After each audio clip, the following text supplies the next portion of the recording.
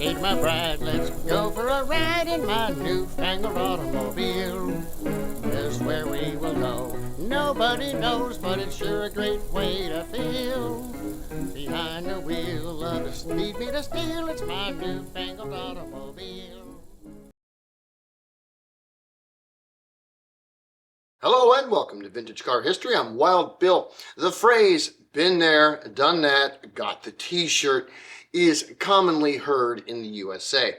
When uttered, it implies that the person making the statement is already familiar with the event or activity at hand and has the trophies to demonstrate this.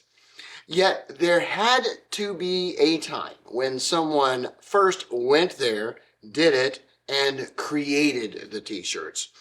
And in early automotive American history, no one went further, did more, and made more of those first t-shirts than William Metzger. William Ernest Metzger was born in the small town of Peru, Illinois in 1868. Young Billy was quite the outgoing and athletic child, always full of boundless energy. He was 10 years old when the family moved to Detroit, Michigan, where he would complete his high school education in 1885 and go to work as a salesman for a local furniture store. Yet his athletic side led him to bicycles, and he became quite the cycling enthusiast.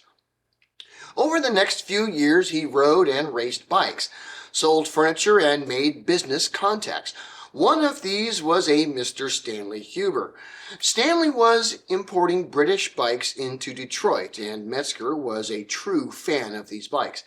He left the furniture business in 1891 and partnered up with Huber to establish a bicycle dealership and repair shop in town. Being an outspoken and excellent salesman, business boomed, and within a few years the company was amongst the biggest bike dealers in the USA. But Master William was intrigued by this new invention, the automobile, and wanted to learn more about them.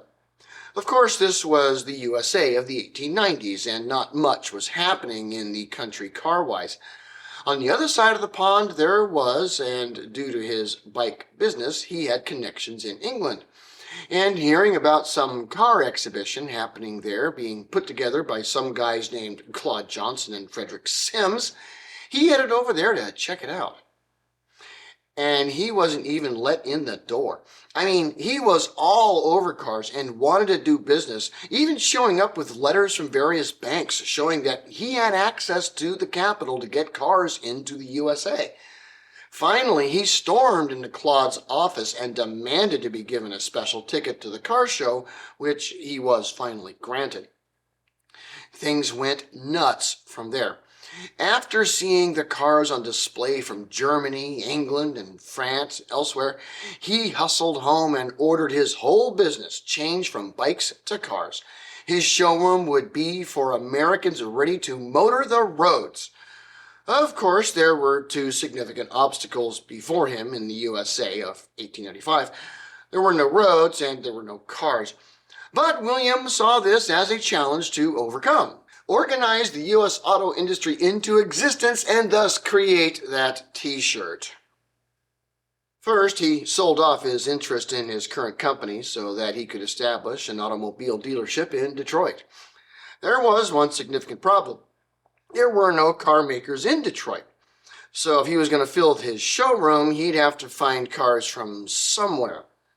Thankfully, Albert Pope was, by 1897, getting into the car-making business himself in the not-too-far-away Toledo, Ohio, and was able to offer an electric car, the Waverly, for sale. An inauspicious beginning, but within the next 18 months, Metzger would cry out to friends across America proclaiming, "Start making cars so I can sell them!" So America began to make cars. By 1899, he had, through his showroom, brought a considerable portion of the American automotive industry to Detroit. True, there were at the same time significant manufacturers in Cleveland, like Winton, and at the same time in Indianapolis due to Studebaker, but Detroit was William's hometown, and he was going to gather the auto industry there.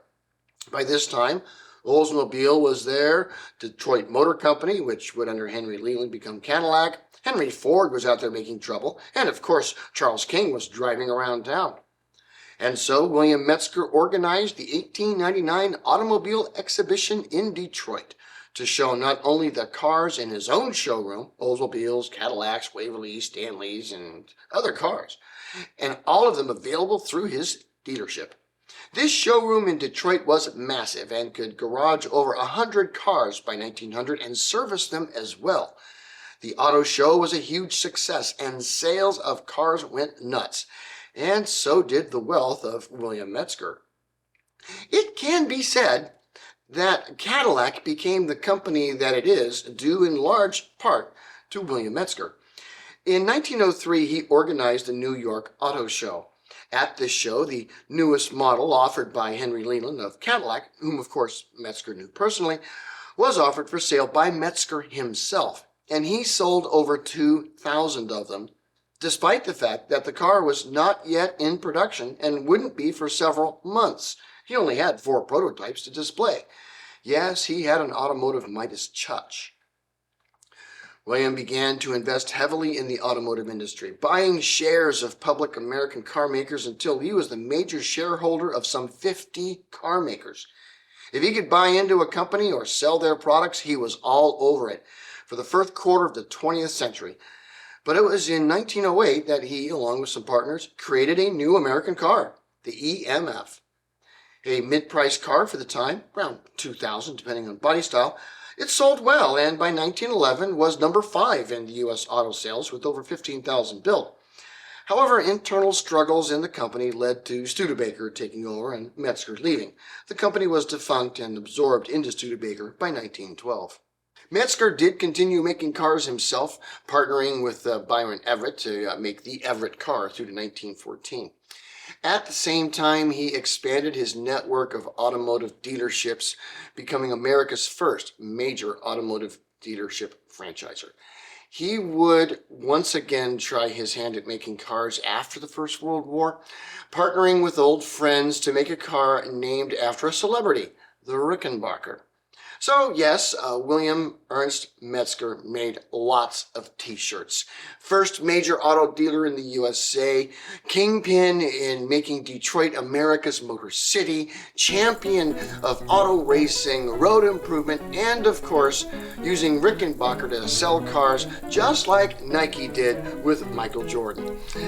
There's some big shoes and t-shirts to fill. Thanks for watching Vintage Car History. We'll see you next week. Peace.